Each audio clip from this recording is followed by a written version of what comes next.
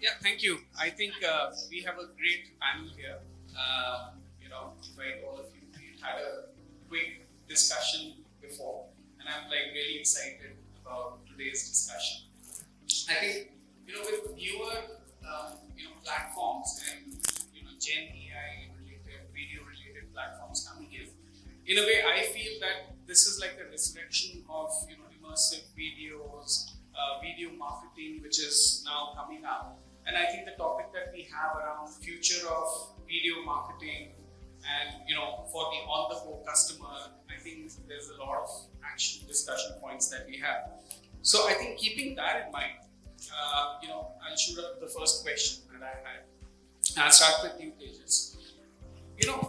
With the shift of video as such, moving towards short form videos, which is there right now, do you think that creativity and storytelling basically has kind of died down, right? In a way that everything, the attention span of the customer is so small, you need to be creative in telling your storytelling in the first 2 seconds and stuff like that. Is creativity going down? Like, we remember storytelling way back, like 15, 20 years back. 30 seconds, 1 minute videos, 1.5 minute videos, talking about the entire story. Do you think that has changed? I mean, definitely, I think the question says itself that attention spans are going down, and I think largely, like, we all are hooked up to so many apps now, and there is so much content, and all of us want to see everything, like in a short span or whatever. Some of us might spend hours some days, right? So there is this need of scrolling up all the time, and I think lot has been spoke about the dopamine hits, and that's how the algorithms build it, right? So shorter form is definitely giving a boost to it. Lot of apps have built their entire business on it, so TikTok being one of the biggest examples. So I mean, creativity is becoming more important because you want to catch that 1 second or 5 seconds. And also we need to understand why people do this, because why they spend so much time. They want to get themselves entertained, right? So finding somehow content which is entertaining yet delivering the message is a challenge for all brand marketers. And I mean, that's the next shift which all of us are dealing with and wanting to create something unique. And I think YouTube's 5 second was one of the starting points where people wanted to just hook in the 5 seconds, and now with reels it's mandatory. So got it. So we do it for entertainment. Short form video, you say, is super critical in getting the real creativity out of the video. Rutuja, what's your take? I think we need to take a step back and understand that why are we even creating the video in the first place? We are not in the business of entertainment. We are there to solve the brand's challenge. Delivering on the brand KPI is going to be important. At the same time, as marketers, one of our fundamental challenges is to stay relevant and find a place in the busy lives of our customers and consumers. If we are able to do it creatively, the message will stick. If you are not able to do, they'll just, as he mentioned, they'll scroll and move on to the next best read. So finding that sweet spot between ensuring that our messaging is conveyed, it sticks, and also following what the trends of the current platforms are. The platforms are pushing for shorter formats. Let's be real. It's Meta, it's YouTube, everybody. So we have to adapt. We can't, sit back and stay, purane zamane ke ad films and all of that. Having said that, I am still a believer that a long form content, if it's engaging, if it's compelling, will definitely make a user or your consumer stick around. We have seen that time and again. So I think it's a spectrum. We have to understand and somewhere tame the demon of short format videos, and while doing that, continuously measure if it's delivering on our brand KPIs. Right. But like building brands, you need to build brands. You have experience with all the other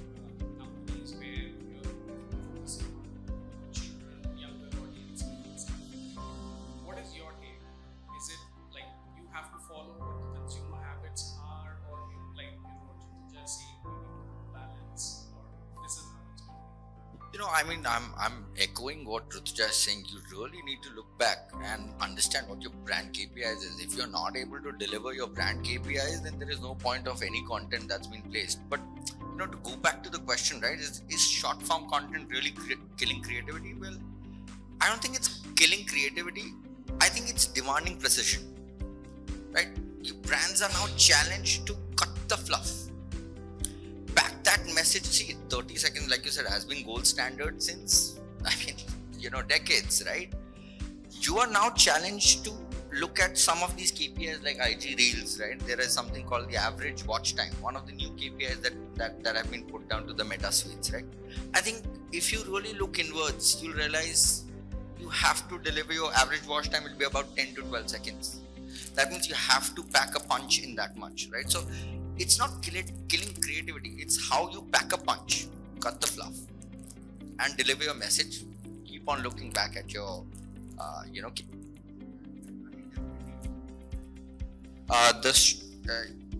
there is a fast scroll culture, and you have to create thumb stopping or finger stopping content there. So resonate with your audiences is what I'll say, but definitely not killing creativity is my take on it. What is your take?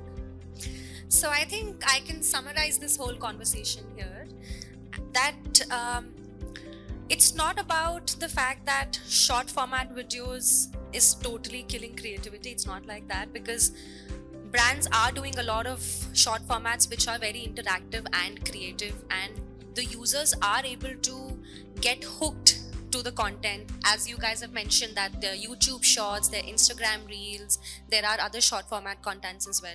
At the end of the day, it's about how well the brands are able to embrace the challenge of short format video content. At the same time, they are able to connect with the right set of audiences at the right time. I think that's the best way of looking at it, that how well are you guys able to embrace the challenge and yet bounce on the opportunity of delivering short format content is what I would want to say here. I'd just like to add something. Think about short form content as an espresso shot. It's intense, right? It wakes you up, but is still flavorful. I think that's how I'd like to look at short form content. Nice. Rahul, what is your take? So I'd like to bring a different perspective coming from a tech platform. Nice. When I like a different perspective. So when you talk about video advertising as a whole, obviously it's been there and being the most interactive ad format in that sense. Obviously it's used to drive engagement. But when you look at or when you are defining the duration of your content, be it short form or long form, in today's world, there is a second part to video advertising, which is the performance of that creative, right? Now, gone are the days when you just look at a video creative and say that, wow, my users or my consumers like the creative, and then just leave it at that. Coming from a platform and then working with brands on a daily basis, obviously there is an expectation of how well that creative will perform in terms of campaign KPIs. And typically when you look at CTRs or engagement rates, or like you said, attention metrics now, watch time, etc. That's where I think, and I like to use the buzzword, which is AI, which has been there for a while now, but it's just that it's getting commercialized now, I'd like to say. But that's where AI comes in, where you create or infuse existing video creatives with as much interactivity or engagement possible to sort of supercharge those campaign KPIs and create a more meaningful campaign. But at the same time, in that sense, then the duration of the creative really doesn't matter, because like Rutuja said, I mean, there's so much thought that goes into creating that 30-second or 1 minute or 2 minute brand film. At the end of the day, yes, you would want your audience to receive that in a very positive way.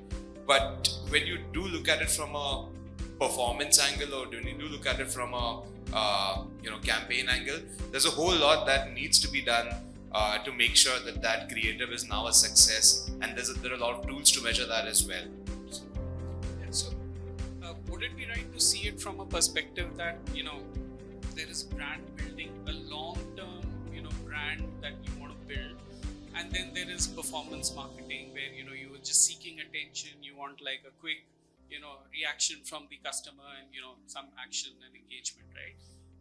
Should we be looking at it from both ways, right? Like long-term video or long format videos are really great when you want to build long-term value and loyalty and all those metrics which have been there in the past, which you may not end up getting from a short form. But short form videos are great for engagement, quick reaction and performance marketing, right? Will that be a right way to see? And I'll ask Mandar first, and then probably if anyone else wants to join. Look, my take on this is that social behavior really leads to consumer behavior, right? And when you look at social behavior, some of the points have been articulated. Less attention spans, fragmented media, fragmented consumers. And today, so for example, when you look at the younger generation, there is no romance, it is all hookups, right? So, and when you're talking to such a generation, less is more. So everything really becomes an elevator pitch because nobody has time for fluff and storytelling. You have to get to the point like really fast. And that is actually where, so I'm spinning it around. This is where creativity comes in, because when you have to be less is more, you have to articulate everything, your entire elevator pitch in those 5 seconds, in those 3 seconds, in those 10 seconds. So I would actually say that creativity is becoming better. It's just that you cannot compare it to the benchmarks of the past, because less is more. Everything is an elevator pitch. So you need to be able to tell the conviction of your brand and why somebody should buy it in the shortest possible time. And that is where all the creativity comes in. I mean, we have to be more creative. So I think Rahul mentioned something around AI, and I have a question on AI, right? Like, and how can we not have? So my question is basically, brands are leveraging AI a lot for, analyzing consumer behavior and, delivering, personalized videos, etc. Right? Now, is there a challenge, and how are they using that? And secondly, when they use that, is there a challenge in, how do you balance between personalization, hyper-personalization, collecting data, and privacy, right? What is that thin line, and how do you manage it? You are all with big brands. There are a lot of, guidance and stuff like that you guys work with. How do you balance that? We just start.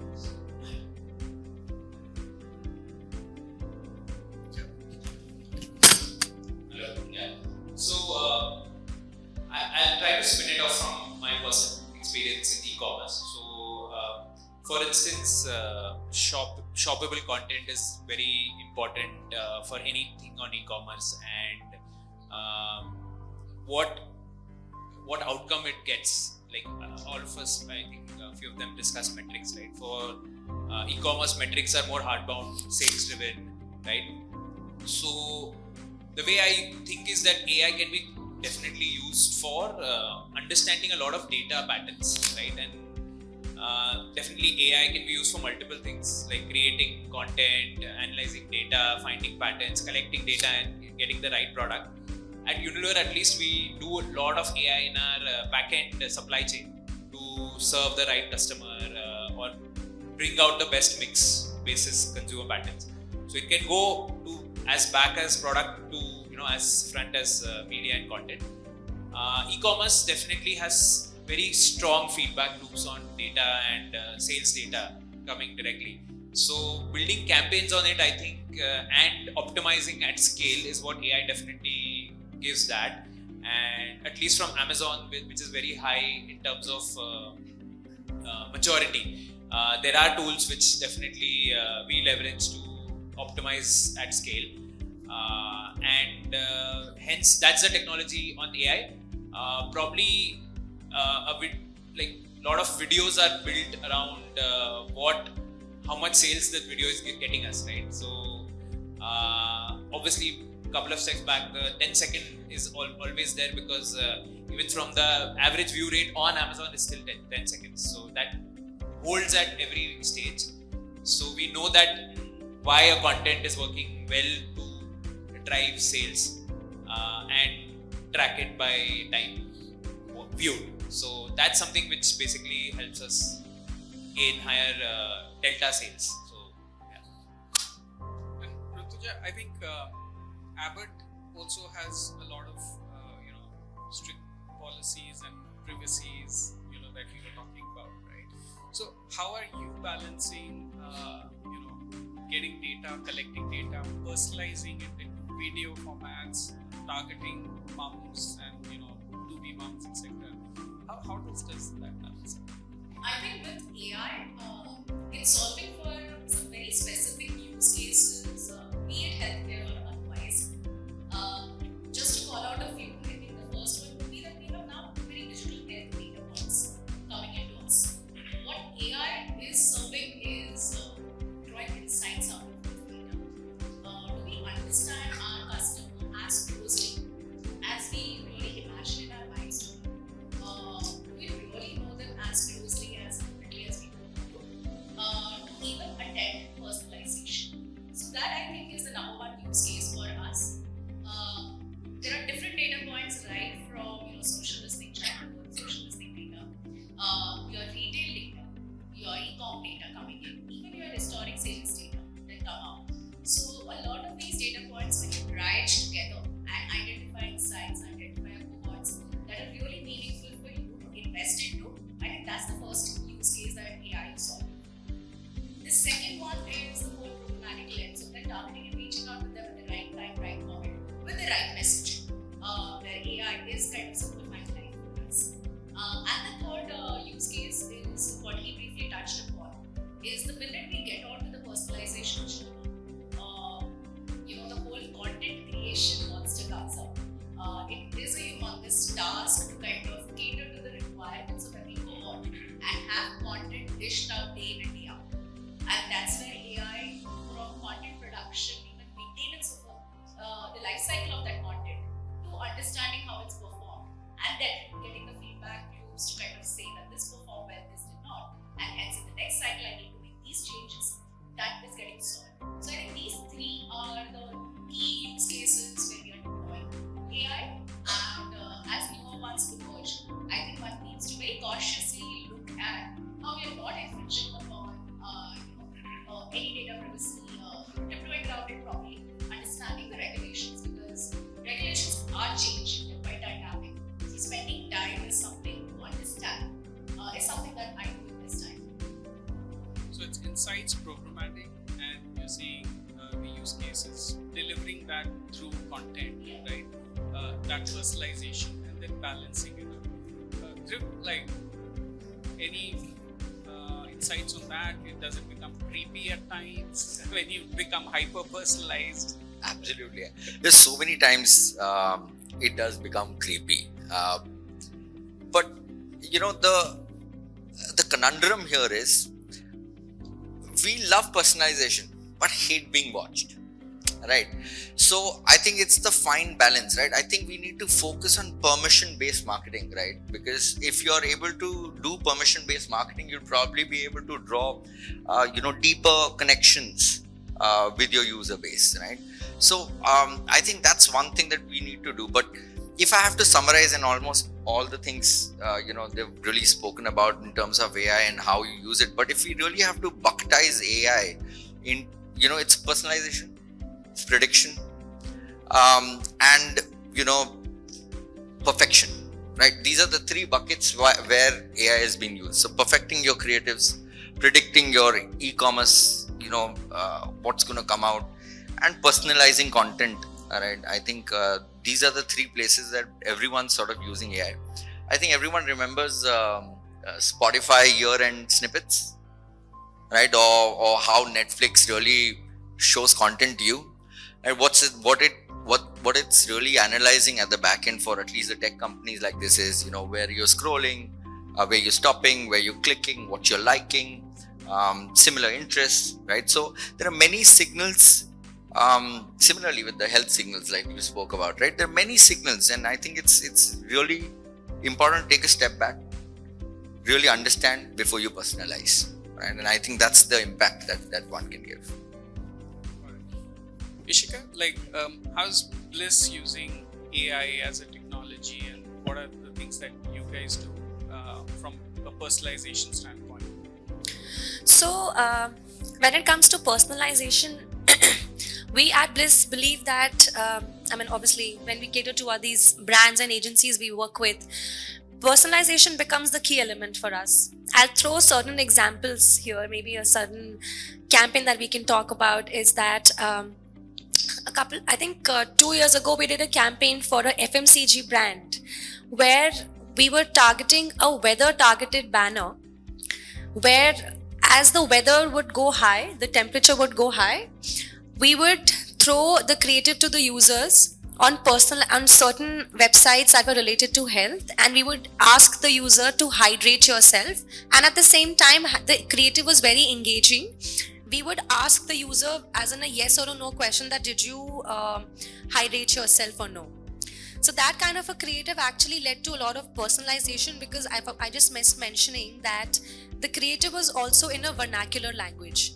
So this was running in 4 states of the south. So Karnataka had Kannada, Kerala had Malayalam creative, and the users were answering questions in their own languages, and it was integrated with the weather. So it was an extreme level of personalization that we ran, and the results were quite engaging. We saw that they were about, the CTR was somewhere about 1.8%, and the clients were really happy with the engagement. So personalization was something that was really important in the entire creative scene that we saw, and that's why we step in for personalization.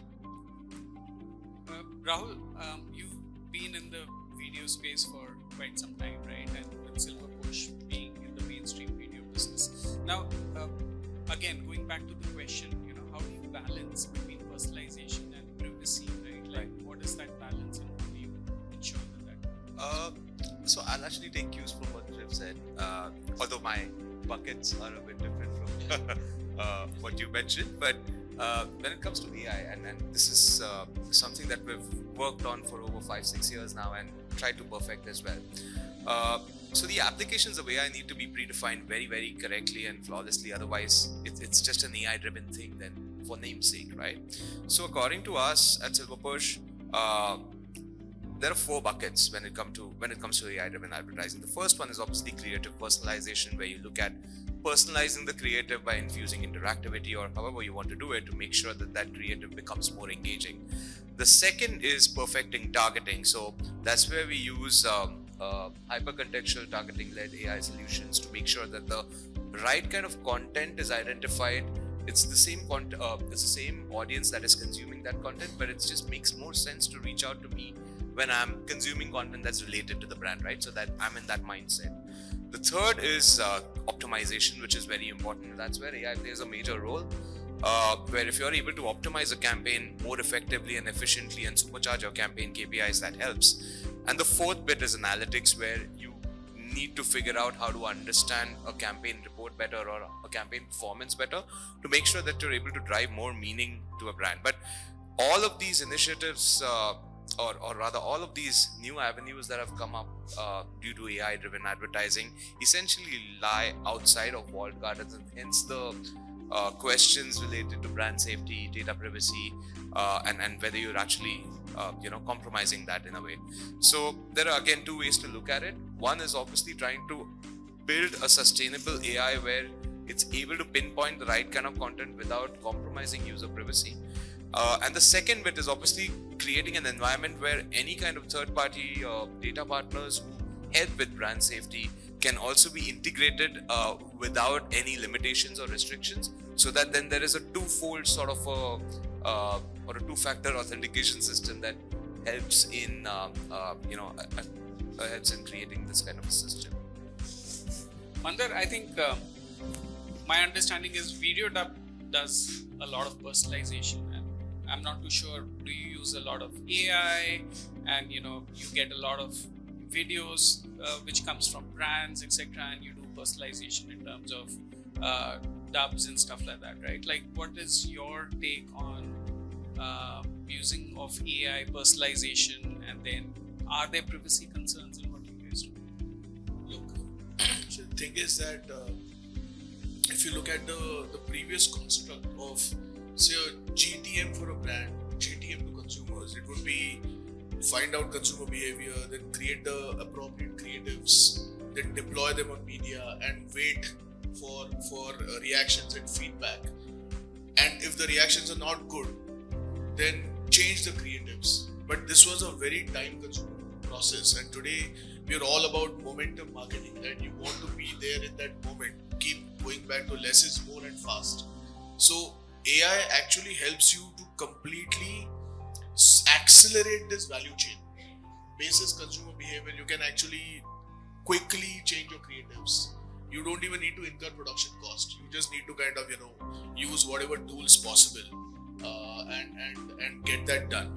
So it all depends on what tools you use and how fast is your data gathering process that can allow you to do that. From our point of view, look, we don't use AI. We are AI. We are technology. We don't use technology. So from our point of view, what happens is the largest challenge for marketeers is to be able to talk to their consumers in a language of their choice. And let's say you're a consumer and you've got 10 regional markets, you really cannot produce advertising in those 10 languages, right? It increases production cost, makes it unviable.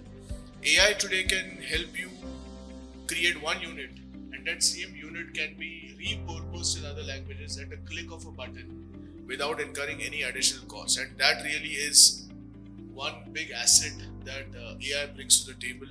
Go to market faster to connect with your consumers.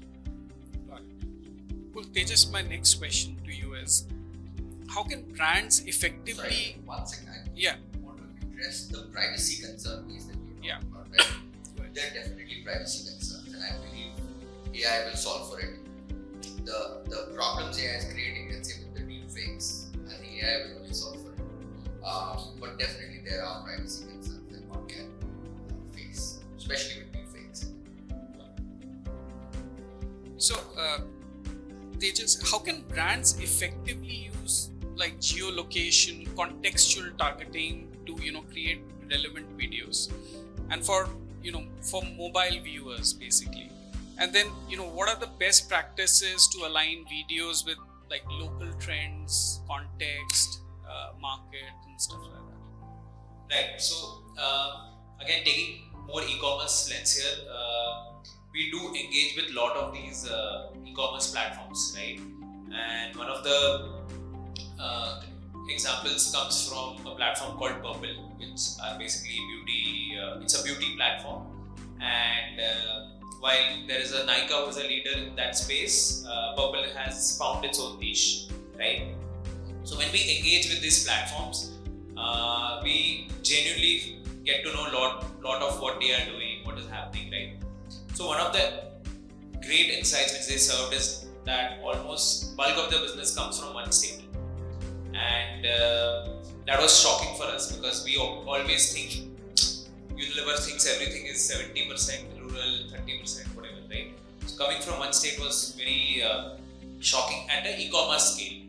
So, and the way we leverage that is basically they also told us that how do they do this, and they found it in their data crunching that this state is getting this, and the traffic is coming largely from, let's say, YouTube Shorts, and they had told us 2 years back, not when YouTube Shorts is actually advertising on front page. So they had found that way earlier, and that's how we started leveraging it. So we started creating content specifically to those cohorts. I mean, we have a brand which was born in that state. So the state is Kerala actually.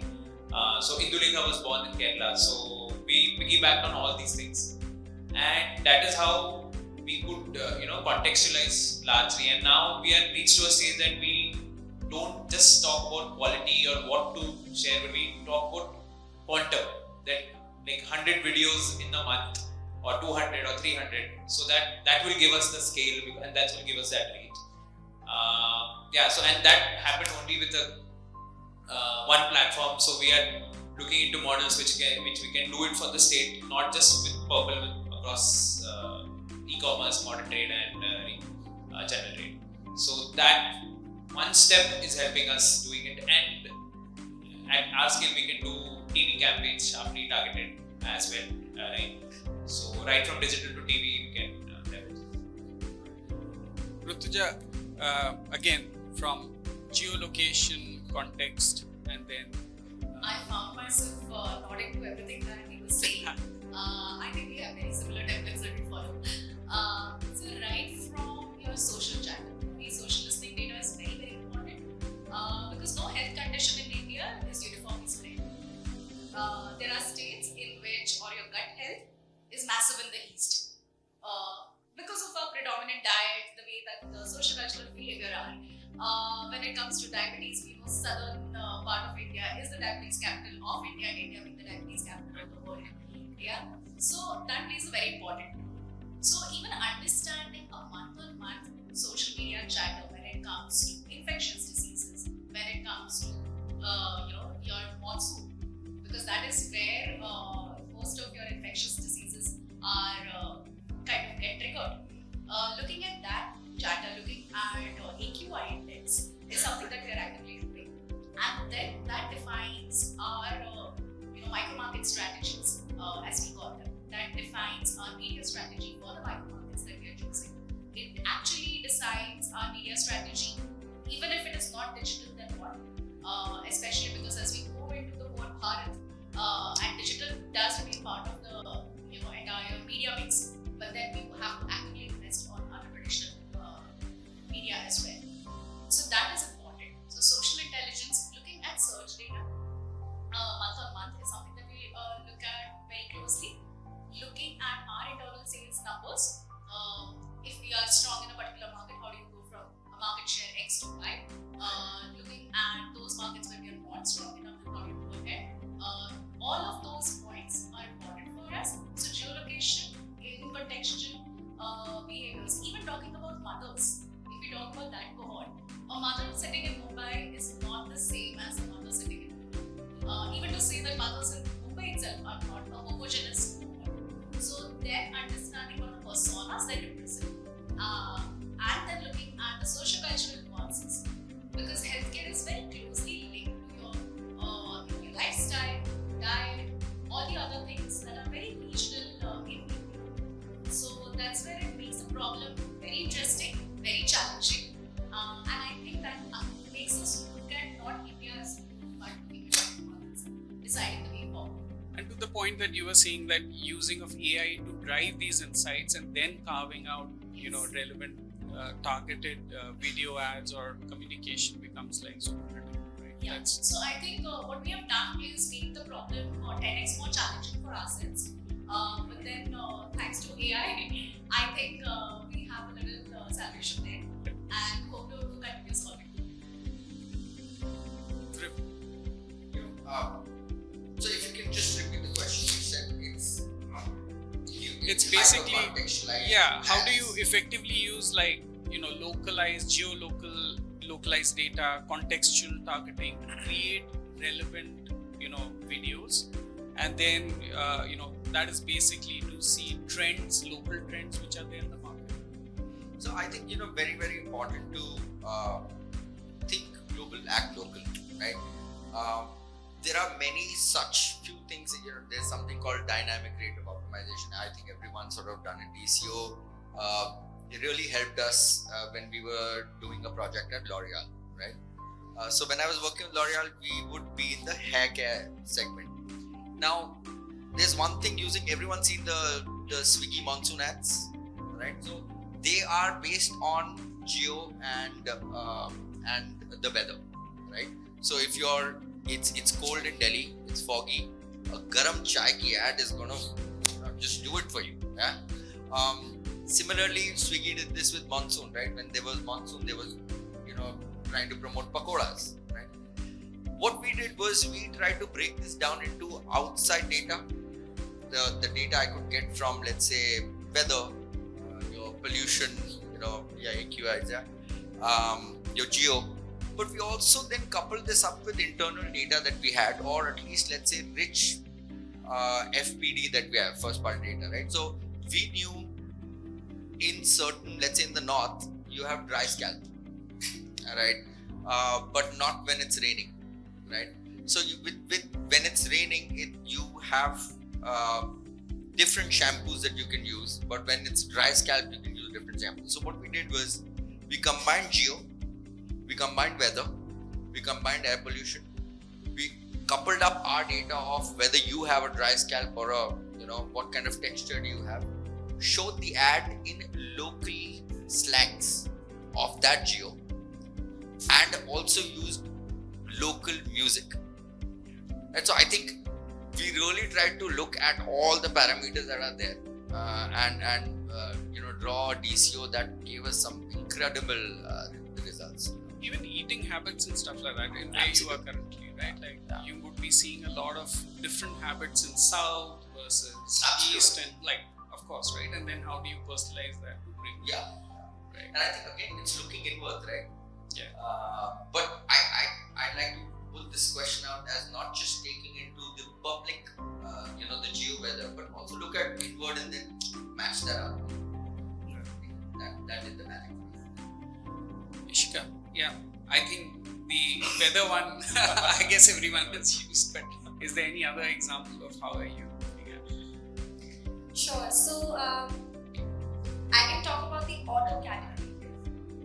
So when you combine geo-fencing and you combine contextual targeting, I can throw an example of a very premium auto brand that we ran a campaign for.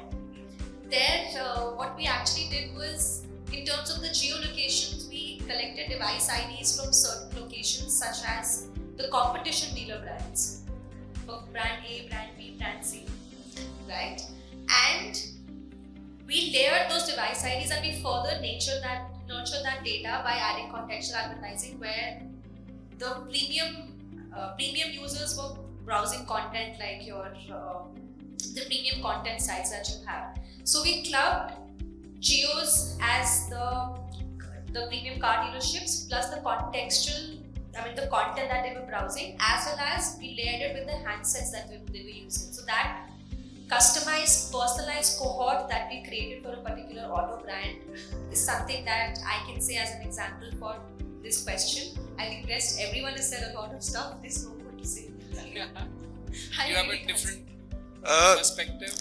So again, at Silverpush, we're in the business of matching and add to the content, right? So one of the things that we do at a pre-planning stage for brands is really identify the right kind of content that your users, because you've defined your audience so well, you always hope that your ad will land on the right content then, right? But more often than ever, that doesn't happen, and then there's ad wastage and leakage and impressions going waste, etc., and the whole purpose is defeated then, right? So what we do at a pre-planning stage is help brands in identifying the most relevant content across platforms for you, so that you know exactly where your ad is going to be placed even before the campaign goes live. I'll give you two examples. One is and a very unique example. So one is for a handloom cotton board that we did a campaign for recently.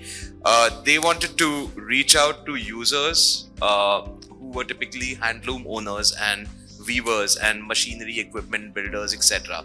Very, very tough segment to sort of figure out what kind of content would these guys be reading or videos they must be watching.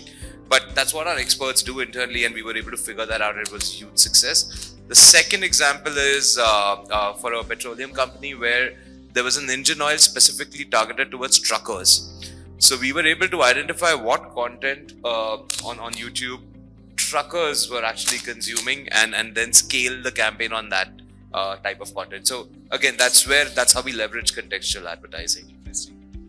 Mandar, your point of view. I have nothing more to add than all that's been said.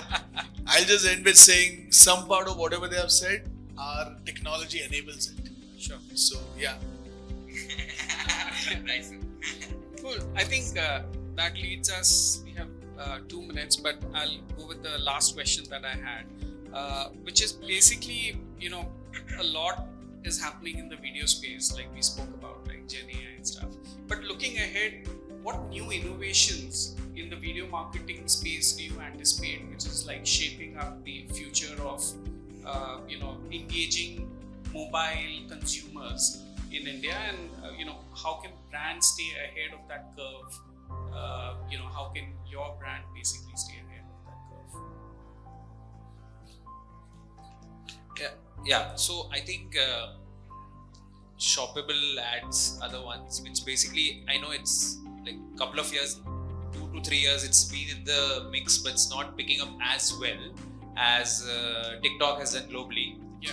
I think YouTube is very close now. They have unlocked a partnership with a couple of big e4m folks who are going to basically say that all your content you post will have a shoppable link and you'll get full attribution. So I think that will be the next step, is what I feel, because I mean, like lot of influencer marketing investments for all brands to usually die down after a period, because then either we are not having enough signals to figure out whether it worked or no, or we have very top funnel signals which we can say, yeah, it worked to reach X audience, right? But this will definitely unlock the whole full funnel activation. Rutuja? I think he spoke about like influencers, right? Like I think we didn't touch upon that part because that's a very mainstream video short personalization kind of a channel also, right? Is there anything that you guys want to? So to your earlier question, in fact, on contextualization and geolocation, in terms of the earlier question on geolocation and contextualization, I think the influencer strategy needs to be micro-market specific. We are increasingly doing that, and instead of investing into national level influencers, I think it also makes a lot of monetary sense to invest into smaller influencers who are very regional, local, known into the heartland of the country. So we are slowly moving away from the mainstream influencers, if I may say, to the smaller ones, and building relationship over a period of time. So it's not a one-shot relationship, one reel kind of an engagement, but more a sustained content approach where the influencer will see it. And of course, marrying it with the social commerce is going to be the next big wave, according to me. So influencers and social commerce, in my mind, goes hand in hand.